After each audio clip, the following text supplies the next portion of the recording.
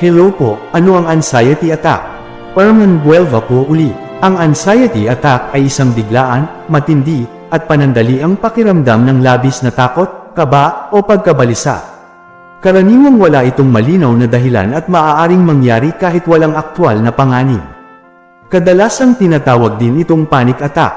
Paano ito nangyayari? Nangyayari ito kapag ang utak lalo na ang amygdala, bahagi ng utak na nagpo-proseso ng takot ay nagpapadala ng senyales ng fight or flight response kahit wala namang tunay na panganib. Nagkakaroon ng pagtaas sa stress hormones tulad ng adrenaline at cortisol. Gland o organ na apektado. Utak, partikular ang amygdala at hypothalamus. Adrenal glands, naglalabas ng stress hormones. Puso at baga, apektado dahil bumibilis ang tibok at paghinga. Mga senyales, mabilis at malalim na paghinga o hyperventilation dahil sa stress response. Mabilis na tibok ng puso o palpitations dulot ng adrenaline. Pagkahilo o hilo dahil sa kakulangan ng oxygen sa utak. Pawis o panginginig o epekto ng sobrang tensyon. Pakiramdam na mawawalan ng kontrol o matutamba. Pakiramdam na parang mamamatay o may malubhang sakit. Paninikip ng dibdib o hindi makalanghap ng husto. Mga sanhi, stress o trauma, lalo kung biglaan o paulit-ulit. Genetics o kung may lahi ng anxiety disorders. Hormonal imbalance gaya ng thyroid problems. Caffeine o substance use, nagpapalala ng sintomas. Mental health conditions, gaya ng GAD o generalized anxiety disorder.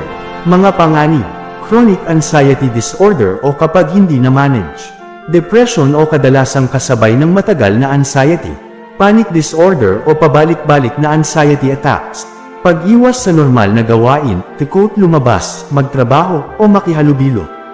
Problema sa kalusugan gaya ng hypertension o insomnia, mga lunas at paliwanag, breathing exercises, makakatulong agad sa atake. Cognitive Behavioral Therapy o CBT, tinuturuan kang kontrolin ang takot. Medication gaya ng antidepressants o anti-anxiety meds, ayon sa Race Eta. Lifestyle changes, regular na ehersisyo, sapat na tulog, iwas sa caffeine. Mindfulness o meditation, nakatutulong sa pag-relax ng utak. Pwedeng magpatingin sa espesyalista, psychiatrist para sa medikasyon at diagnosis, psychologist para sa therapy, CBT o talk therapy. Neurologist kung may kahalintulad na neurological symptoms. General practitioner, unang hakbang para sa referrals. Mga pagkain at inumin na pwede. Green leafy vegetables, high in magnesium. Bananas, may potassium at calming effect. Chamomile or ginger tea, natural relaxant. Omega-3 rich foods gaya ng isda at nuts. Dark chocolate in moderation, pampakalma. Tubig, para hindi ma-dehydrate, na nagpapalala ng symptoms. Mga gawain o habit na hindi pwede.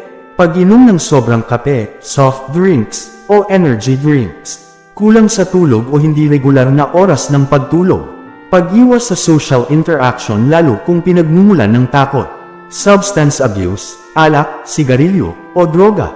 Overworking o burnout na walang pahinga. Ingat po palagi. God bless po.